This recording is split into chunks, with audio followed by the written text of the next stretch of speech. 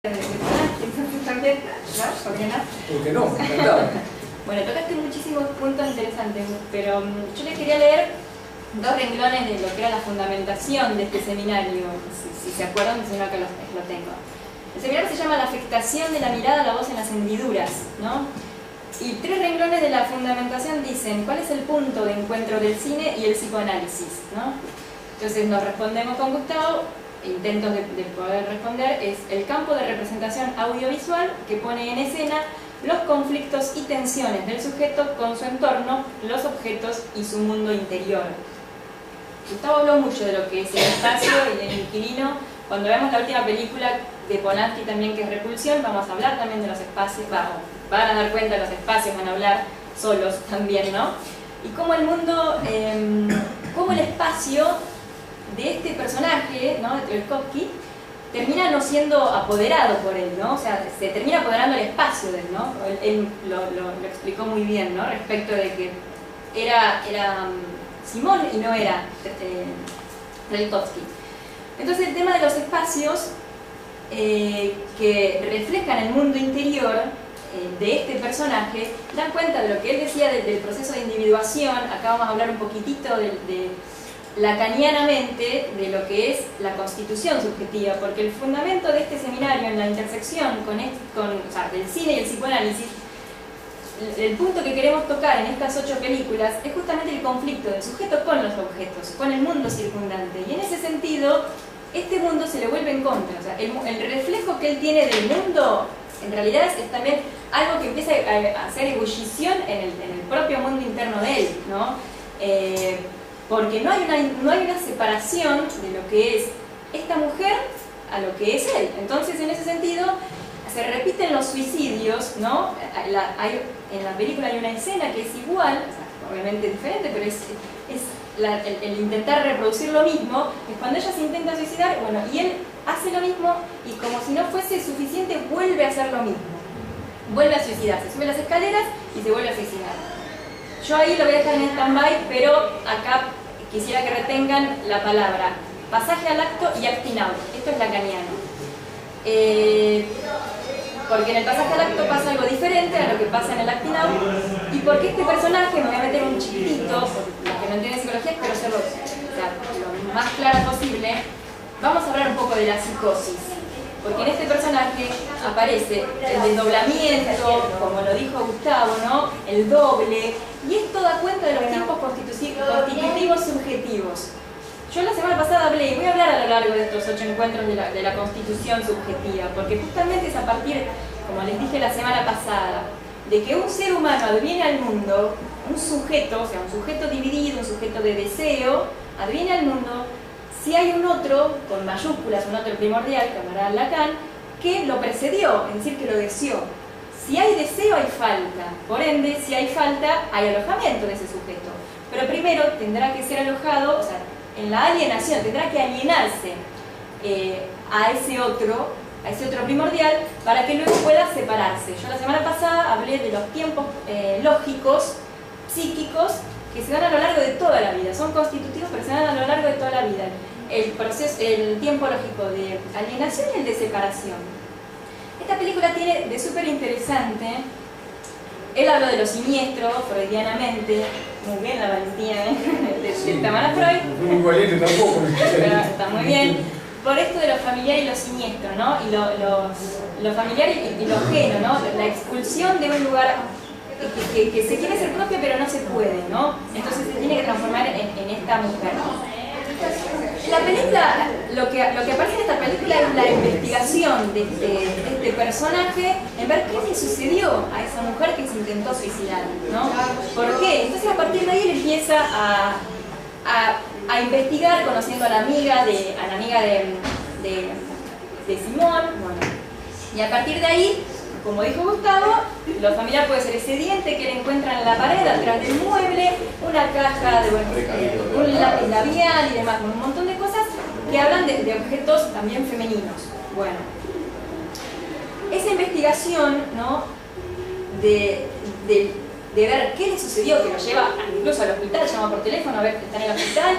Cuando él se acerca y aparece la amiga de Simón, lo que hace Simón, toda vendada, que parece así una momia, y le falta el diente, es abrir la boca, se le ven los ojos, la boca, o sea, presten atención a la mirada y la voz, que este seminario trabaja sobre esos objetos pulsionales, la mirada y la voz, ¿no? El grito desaforado, no es un grito, ¡ay! Vi una araña, ¿no? Es algo, como él dice, visceral, ¿no? Y en tanto visceral es lo más próximo a algo extraño también, ¿no? Algo no reconocido. Es un grito como que no se puede percibir muy bien a qué es, porque no sabemos por qué grita cuando lo ve a él. Y en la escena última él hace lo mismo, ¿no?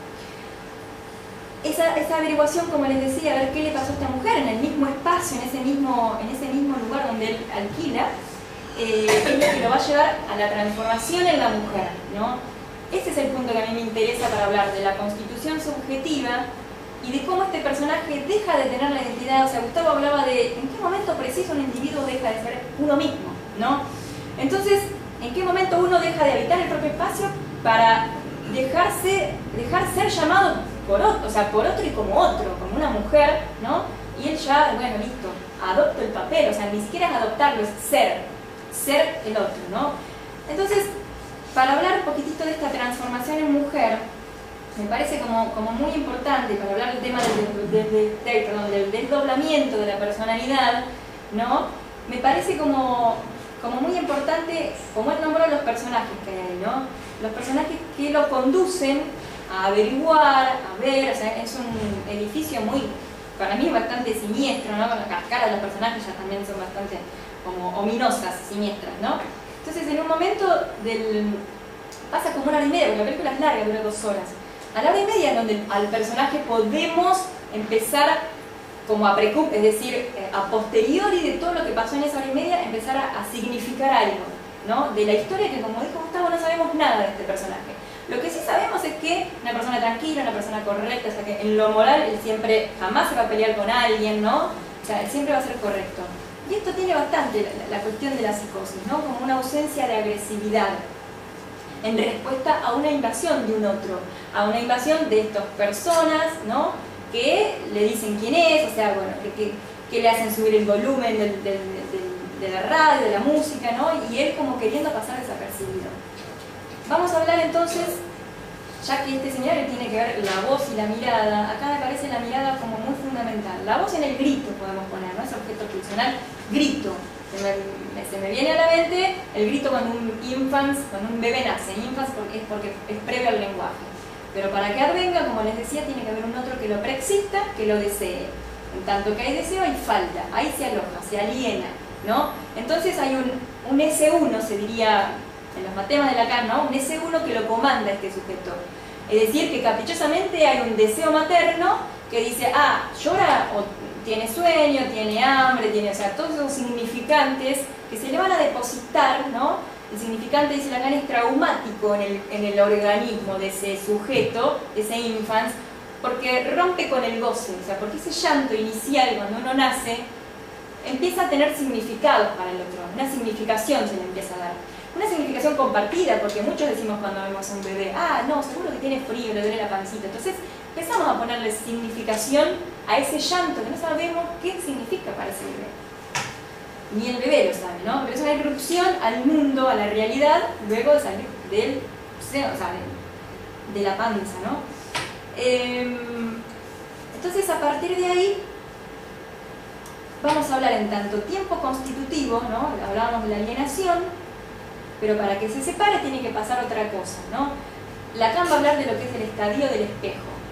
A mí me parece como fundamental trabajar el estadio del espejo sucintamente, ¿no?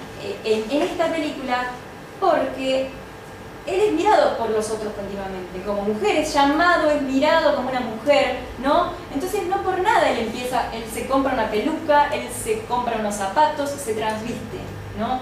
No por nada, o sea, aparece un llamado del otro, o sea, ¿no? Cuando el infans adviene al mundo, hay un otro que a ese llanto del infans se le devuelve, o sea, es una demanda invertida, que dice, o sea, el otro primordial está diciendo, me está demandando alimento, me está demandando una caricia, me está demandando, y esa es la libidinización de ese organismo que deja de ser organismo y se transforma en un cuerpo que es libidinal, no es un organismo. Nosotros tenemos un organismo, si tenemos ¿cómo se llama? Un corazón, tenemos pulmones, o sea, estamos constitutivamente, o sea, tenemos una cuestión biológica, pero que lo que hace que funcione de una u otra manera va a tener que ver con cómo ese otro nos recibió, cómo fuimos recibidos por ese otro. Y ahí está la alienación.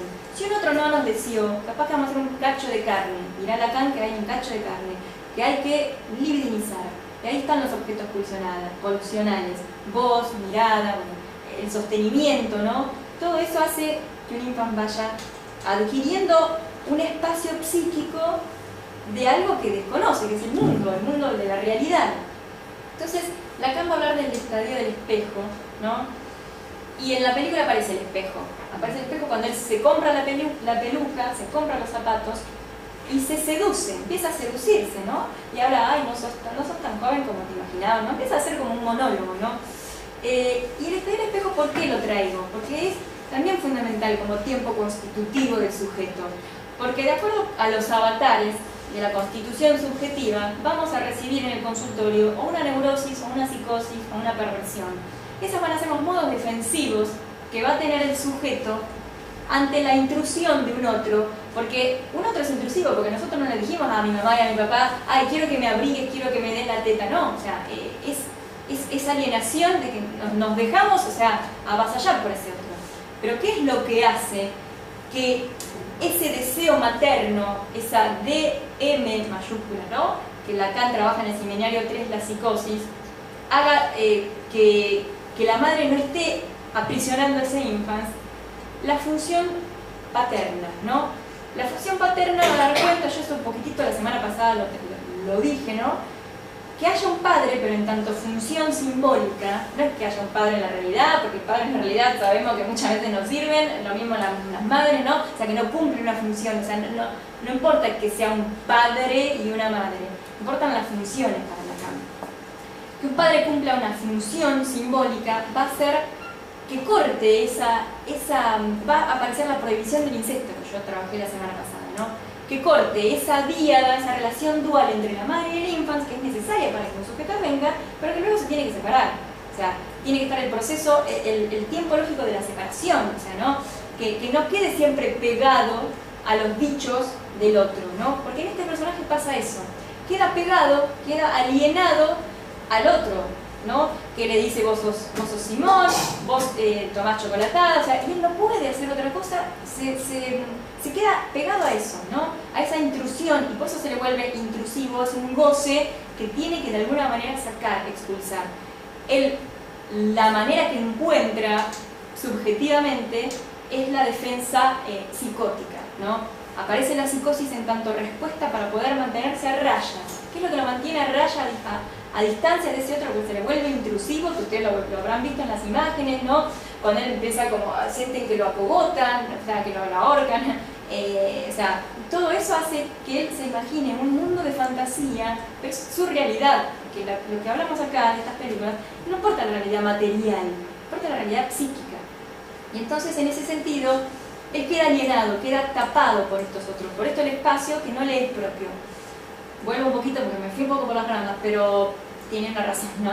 El estadio del espejo es constitutivo para Lacan.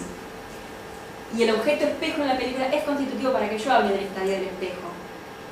El estadio del espejo va a dar cuenta de cuando un infante, Lacan lo va a decir así, ¿no? Cuando un infante se ve en el espejo, siente un júbilo, siente como una gran alegría gozosa de ver una unidad, ahí donde hay una fragmentación, porque el bebé no puede caminar, no puede hablar, no puede expresar, o sea, es un cuerpo fragmentado.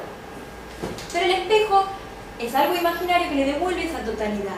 Al devolverle esa totalidad es donde se funda esta cuestión narcisística del yo, ¿no? Que hace que se sienta completo, ¿no? Y como la madre, al voltear la mirada al hijo, le está confirmando esa completud, le está avalando, sí, sos completo, sos una unidad. Aunque no camine, obviamente le pones al bebé y no puede caminar.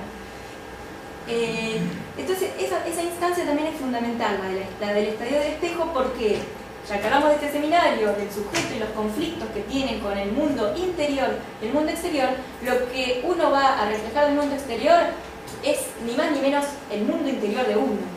Por esto Gustavo hablaba de los espacios que empiezan a ser, o sea, son como incógnitas, somos como grandes develaciones y verdades a buscar en ese edificio, o sea, en ese departamento que antes habitó esta mujer.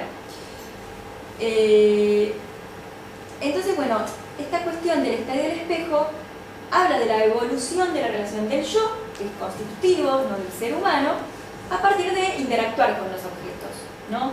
Es un estadio narcisista donde ahí hay prematuración, donde hay algo fragmentado, se siente como un júbilo de una unificación, ¿no? Entonces el niño goza de esa imagen especular que ve. Pero de repente nosotros tenemos el fantasma de nuestro propio yo, que de repente tenemos conflictos con el mundo exterior muchas veces, pero en realidad es nuestra realidad fantasmática la que hace que uno diga, me miran mal, estaré despeinado, ¿no? ¿Qué sé yo? Entonces, eso hace a cómo nos fuimos constituyendo. Si alguien le dice todo el tiempo, vos sos una mujer, vos sos Simón, obviamente este hombre va a adquirir esa identidad de mujer. Entonces, acá lo que aparece también no son certidumbres, son certezas. Él empieza a ser Simón, esta mujer inquilina que se suicidó. Y esa transformación empieza a hacérsele carne a él. ¿Por qué hacérsele carne? Por justamente esto, a comprar objetos, la peluca, los zapatos, ¿no? Pero yo quiero ir un poquito más atrás de esta escena, porque que es a la hora y media más o menos, que es la que a mí me lleva a hablar justamente de la psicosis, de los tiempos constitutivos y de la muerte subjetiva y el pasaje al acto, que ahora lo voy a nombrar un poquitito, a diferencia del acting out, que en este personaje se da, no hay un acting out. Un acting out es como un llamado al otro, es como darle signos al otro para decirle ¿no? Decirle, quereme, ¿no? Quiero tener un lugarcito en tu subjetividad, quiero estar alojado, ¿no? Entonces son intentos de ahuecar al otro, ¿no? Ese es el acting out. Entonces se realizan acciones que en el plano imaginario, en un análisis, por ejemplo, no hay que engordar, se diría, interpretar esos acting outs, porque si no se estaría engordando el síntoma.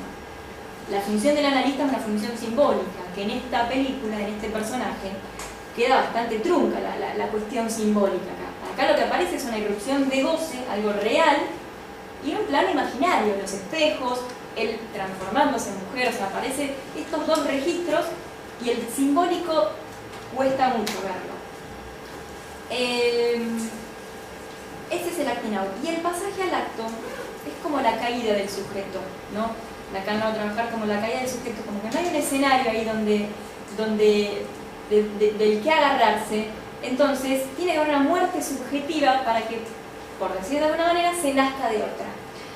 Yo interpreto estos dos intentos de suicidio de Tchaikovsky, el primero como si él se tuviera que matar, ¿no? Este pasaje al acto, no hay escenario válido, o sea, no estoy mostrando, mirá que me voy a matar, no es un intento, mirá que me quiero matar, no, es un pasaje al acto, o sea, no hay participantes del otro lado. Y el segundo intento de suicidio, para mí, o sea, yo lo interpreto así, es justamente como hay una muerte subjetiva, luego tiene que haber una transformación. Y es esta transformación en mujer, es decir, esta otra identidad que él adquiere subjetivamente para poder habitar el mundo de otra manera, porque le estaba haciendo muy intrusivo ese goce del otro, ¿no? Se ven los personajes como, o sea, las cámaras apuntan a, o sea, hay me acuerdo, cuando él se intenta suicidar por primera vez, empiezan como a atacarlo a él, ¿no? Una lengua bífida, ¿no? Todas estas cuestiones más siniestras, ¿no? Como que quieren que él se suicide, o sea, dice, en una frase él dice, quieren conducirme al suicidio, yo les enseñaré, ¿no? Esto que le digo que va a comprar la peluca y los zapatos, hay algo previo para lo cual él hace esa acción. ¿Por qué hace esa acción? Porque previamente él está en la cama, empieza a transpirar y se despierta. Se despierta a oscuras intenta, bueno, ver qué pasa en el edificio, qué pasa en la habitación, sale de ahí y lo que ve, o sea, son edificios antiguos, ¿no? Que tenés una ventana, otra ventana, y se ven todos los vecinos, y ve una imagen reflejada. Esa imagen reflejada era él mismo, pero él no se reconoce en esa imagen. Es decir, está desdoblado ahí el personaje, porque él está caminando, ¿y cómo se va a ver él mismo? O sea, es algo muy extraño, y esto pasa en la psicosis, el desdoblamiento. Entonces, a partir de ahí, ese desdoblamiento de la personalidad hace que él se vea a él mismo, que no se reconozca. Entonces, todos los objetos del mundo exterior son intrusivos para él, todos son persecutorios para él. Y en tanto persecutorios, obviamente él tiene la certeza, porque el psicótico tiene una certeza, es que quieren verme suicidar, yo les voy a enseñar. O sea, entonces ahí empieza la transformación. Ese punto para mí me parece fundamental en la película, porque ahí marca el desarrollo del personaje. Porque en esta película tenemos, como en todas las que vamos a ver, tenemos, o sea, no sabemos la historia del personaje, no lo sabemos, pero sí la tensión que tiene con esos personajes y por qué terminan en estos suicidios, por qué terminan en esto que no se puede tolerar. Y es el vínculo del sujeto con el otro y del cuerpo. Porque yo les había dicho que el ingreso al mundo simbólico, al baño del lenguaje, es a partir de un otro que nos desea, que nos pone significación, donde tiene hambre, tiene sueño, hay que darle de comer. Y eso hace que se libidinice un cuerpo, que deje de ser un organismo y se transforme en un cuerpo libidinal, recortándose zonas erógenas y a partir de ahí zonas de placer, placenteras, ¿no? Pero para este sujeto parece que, o sea, para este personaje parece que no ha habido lugar para un otro que lo deseó. Por eso se le vuelve intrusivo y por eso la defensa que tiene que armar la psicosis. Y transformarse para poder, obviamente, como hombre no tenía lugar, era llamado de otra manera, los gustos eran de otra manera, era de un espacio anterior de una mujer que había habitado el mismo espacio, entonces le era siniestro, le era familiar, o sea, era una gran confusión, una fusión, diría yo, como el personaje de Persona también, donde hay las caras se taponan una a la otra y no podemos ver la separación. Acá pasa lo mismo. El engolfe, el atragantamiento de un personaje en el otro. Y la vestimenta, ¿no? Y esto, la vestimenta no es solamente algo físico que nosotros vemos, se puso peluca, ahora es una mujer. No, es una transformación interna, eso es lo que quiero poder marcarles.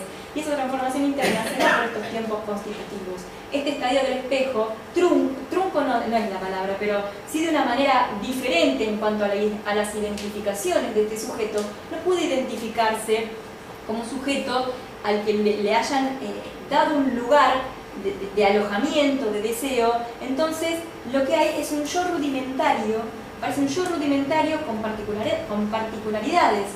¿Por qué? Porque termina siendo objeto, no termina siendo sujeto este personaje, termina siendo objeto de goce de los otros.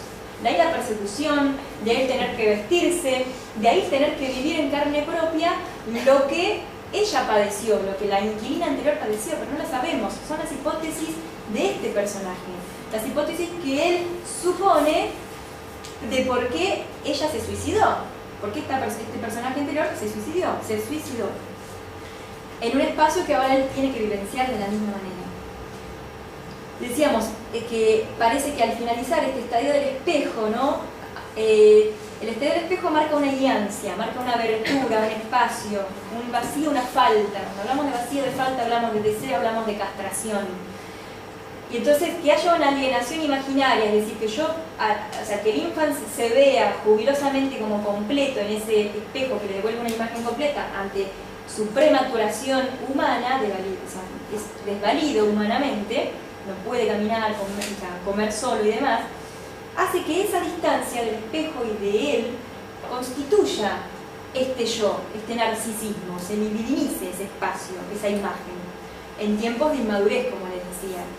Pero lo que pasa con este personaje es que eso se vuelve horroroso, esa imagen se le vuelve horrorosa, él no se puede reconocer en esa imagen, entonces se tiene que transformar, por eso la muerte subjetiva, por eso este pasaje al acto con el intento de suicidio y un nuevo intento de suicidio para atravesar la historia de vida de esta mujer. En la psicosis, como les decía, ¿no? O vayamos a la constitución subjetiva nuevamente, ¿no? Lo que hace que ese deseo caprichoso materno, como les decía, deje de ser tan intrusivo y caprichoso de esta madre para el infans es la metáfora paterna. el significante del nombre del padre, porque Lacan va a hablar de lo simbólico mucho también, ¿no? De los tres registros simbólicos, imaginario y real, pero en este periodo lacaniano le va a ser muy importante el registro simbólico, que es la transmisión de la ley, es decir, de que se rompe esa díada madre-hijo para que obviamente marque territorio, o sea, para que la madre no desee solamente ese hijo y lo trague, sino para que desee, para que haya algo más allá de ese hijo, es decir, el deseo, para que la madre sea una mujer que también trabaje, tenga otros espacios de placer y no sea todo para el hijo. Eso se ve en la psicosis, todo o nada. Y la metáfora del nombre del padre es la que saca a esta madre de este capricho, de este deseo incestuoso de ser uno con el hijo, y aparece lo que se llama así como una ecuación resolutiva, la significación fálica, que es la significación compartida, ¿no? Que todos entendemos cuando estamos hablando relativamente, ¿no? Pero existe el malentendido y bueno. Pero existe el malentendido, por ejemplo, a Gustavo, que lo llamaron por teléfono, pero él sabía, su identidad no quedó difusa, por decir, no me llamo, o sea, yo me llamo Gustavo, o sea, pero en este personaje no puede decir yo. O sea, el yo es el otro, no se puede constituir en este estadio del espejo. Entonces el yo que se crea es un yo rudimentario. Ese yo rudimentario donde se torna el encuentro con los otros gozoso, se torna intrusivo, y ahí aparece, como les digo, el desdoblamiento de esta personalidad, aparece esta ausencia, ¿no? Del yo o tú, o sea, no se puede diferenciar. Es yo, o sea, el tú es el yo, es lo mismo, porque él termina siendo la inquilina anterior. Entonces, sin este lugar de deseo en el otro, primordial, porque el deseo del hombre es el deseo del otro, este cuerpo de este niño, del infans, ¿no? En tiempos constitutivos, subjetivos, aparece como un cuerpo despedazado. Eso lo vamos a ver en la psicosis. Esta persona, este personaje, queda atrapado en el cuerpo de una mujer, ¿no? Queda despedazado en la intrusión. Para hacer algo tiene que generar esta defensa, ¿no? Que la defensa es la forclusión del nombre del padre. En la neurosis estábamos hablando de la represión, ¿no? Pero en la psicosis se habla de la forclusión, es decir, ese significante del nombre del padre no pudo ser efectivo, no estuvo ahí para que se saque a ese sujeto, se separe ese sujeto de los significantes alienantes primordiales. Entonces, al no haber esa separación, se fusiona el otro. Se fusionó en esta mujer, en esta inquilina previa, y su destino fatal, como él dice, como Gustavo dice, la causalidad de que ya estaba predeterminado su destino de vida a partir de que ingresa a ese espacio. Entonces, al no quedar como un objeto causa de deseo, porque la fórmula del fantasma al finalizar la constitución subjetiva, ¿no? En tiempos de alienación y separación, es lacanianamente recortar un objeto, es decir, separarme del otro pero tomando un significante del otro para hacer un nombre propio, que este personaje no tiene nombre propio, es un nombre llamado por el otro, pero no es nombre propio, pierde la identidad. Da cuenta de que uno, sacándole un pedazo al otro, puede estar el sujeto en relación con ese objeto, pero es un objeto que causa el deseo, con el cual después uno se maneja en la vida neuróticamente, y ahí ese objeto hay que velarlo por el fantasma. El fantasma es lo que cubre, es lo que marca en relación del sujeto con el objeto. Por eso hablamos de este seminario, de los conflictos que tiene el sujeto con el mundo circundante. Y esa es vía fantasmática, esto es vía fantasmática. Por eso es vía fantasmática que este departamento se le transforma como en un gran otro, podríamos decir. Como un gran deseo de la madre, donde engolfa, donde termina siendo afectado, donde termina siendo transformado y comido, y hasta incluso suicidado, con este intento de suicidio, porque la película termina casi como comienza. Él envuelto con esas gasas, como si fuese petrificado, un cuerpo petrificado, a merced del otro, con ese grito también desgarrador, visceral. Entonces, este sujeto en la psicosis aparece como objeto gozado, objeto de goce, y no objeto como en la neurosis, causa de deseo. Espero no haberlos mareado un poco, marearlos seguramente los mareé, pero vamos a seguir hablando de la constitución subjetiva. Pero en esta película primordialmente me pareció necesario tocar lo que es el estadio del espejo, porque hablamos, estas películas nos enseñan, o sea, de poder hablar del sujeto en relación con el otro. Y el entrecruzamiento del cine y el psicoanálisis es importante porque las obras de arte nos muestran multívocas significaciones, ¿no? Esto puede parecer esto, entonces se recorta un pedazo de la película y nos abocamos a eso. Yo me aboqué a la transformación de este personaje, que es cuando, como les dije, en la cama empieza a transpirar y empieza a ver, a levantarse y a ver la imagen reflejada de su propio ser que no se reconoce como tal. Y al día siguiente va y se compra la peluca. Ahí empieza el desencadenamiento de la psicosis, ¿no?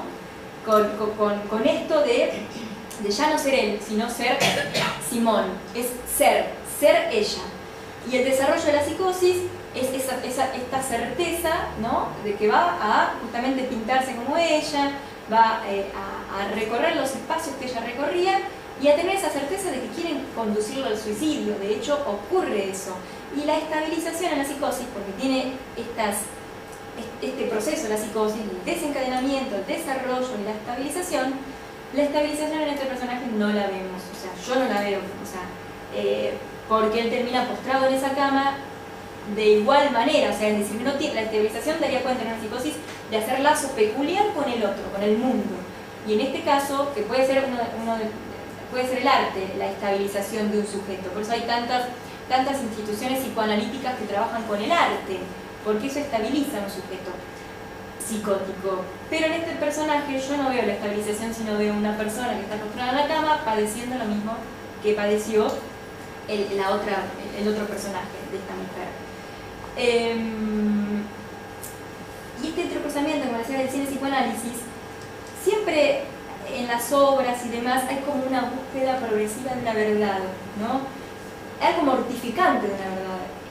La semana pasada con Persona había una verdad. Yo me metí en pensar, ¿no? En que Elizabeth Vogler enmudecía porque en ese personaje de realizar el personaje de Electra, cuando tiene que darle un hijo al marido, en realidad en el mito le estaba dando un hijo al padre. Entonces hay una verdad que es mortificante. Todas las escenas, o sea, son fantásticas estas películas porque muestran una verdad y una búsqueda progresiva. En este personaje, lo que nos muestra este arte maravilloso de Polanski es cómo la búsqueda de Trelkovsky empieza a desvelar una verdad, ¿no? Una verdad velada que empieza a transformársele en realidad, y esa verdad es: quieren que me suicide, como pasó con esta mujer, ¿no? Entonces, me parece que en este sentido se emparietan el cine y el psicoanálisis, porque todo tiene un velo, tiene algo simbólico, más allá de lo crudo que pueda significar los personajes, lo real que puedan mostrar, ¿no? Pero el arte tiene esto de simbólico para poder trabajar, ¿no? Y entonces a nosotros como psicoanalistas nos sirve, porque siempre son historias noveladas las que nos cuentan los pacientes. Más allá del dato real, no les importa el dato real, porque Freud mismo, cuando se empieza a interesar por las histéricas que le mentían, él fue a buscar primero, sí, las histéricas son gozadas por el padre, son abusadas por el padre, la fantasía de abuso del padre. Y después se da cuenta, en otro periodo, de que en realidad era una fantasía, porque la fantasía conlleva una satisfacción de deseo, ¿no? Y en este personaje también hay una fantasía de que quieren conducirlo al suicidio porque hay una satisfacción de deseo. Él empieza a adoptar la vida de esta persona, de esta mujer, porque hay un goce que es deseado para él. O sea, hay un deseo, o sea, de ir transformándose, o sea, en esta mujer. Y a su vez, y con esto ya finalizo,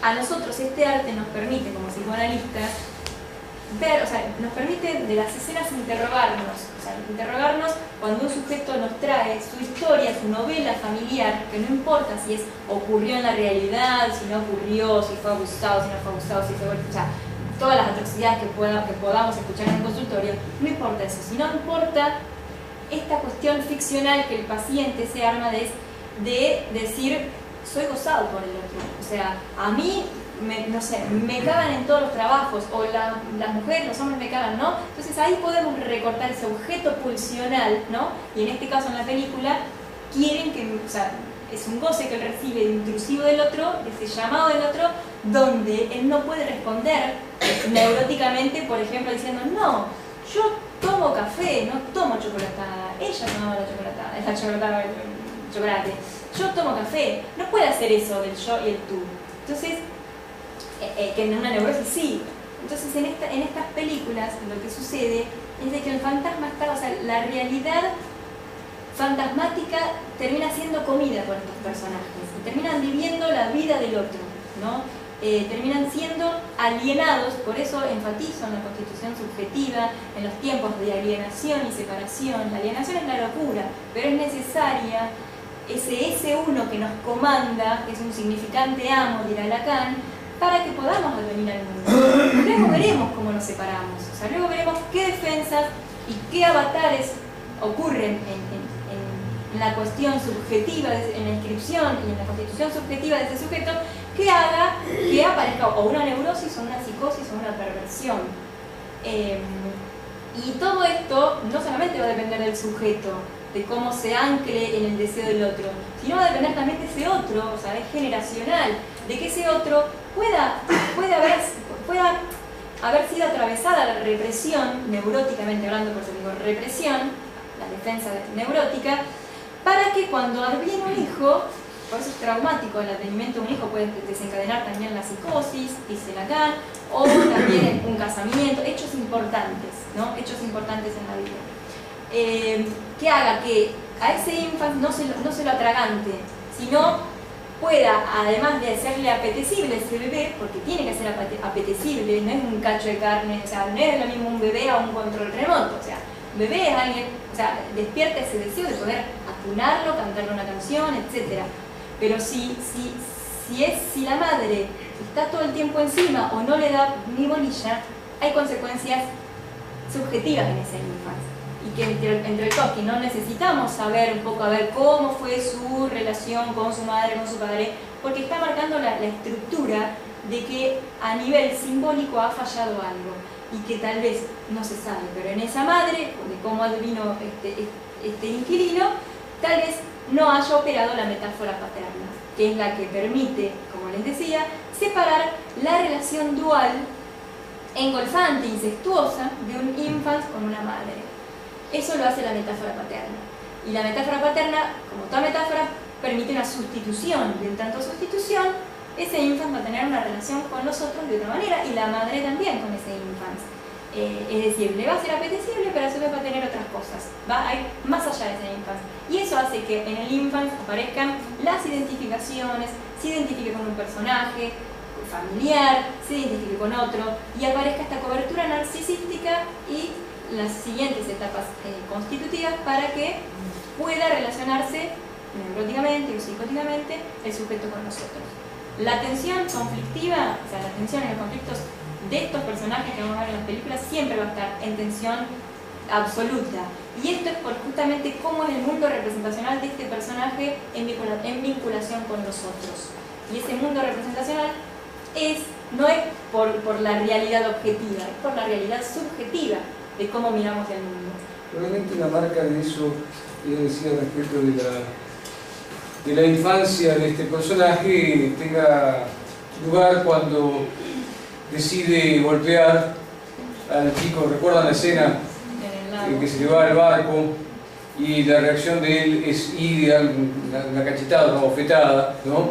Que en definitiva probablemente esto sea una marca de su infancia, pero más allá de la marca de la infancia que pueda significar esto, es un poco lo que de alguna manera explica todo el comportamiento y el carácter de Trelkovsky, ¿no?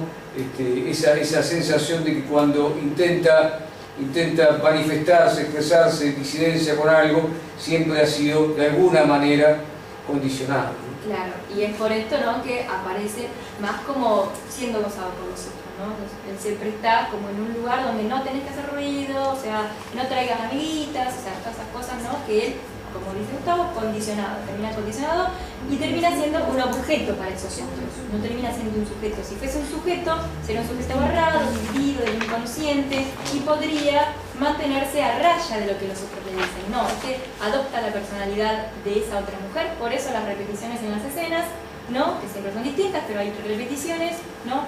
De adoptar el papel de ella, de ser como ella.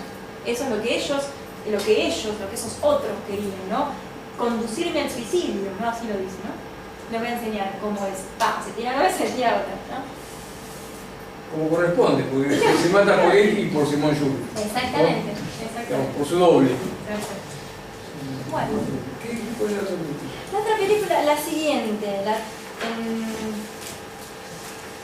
vamos, vendría a ser La mujer de la próxima puerta, de François Truffaut. Nos veríamos en 14 días, ¿no? El 24. Igual la estaremos publicando, haremos la publicidad correspondiente. La mujer de la próxima puerta de François Truffaut, que es una de las últimas películas de Truffaut. Con Gerard Depardieu, ¿no? Bueno,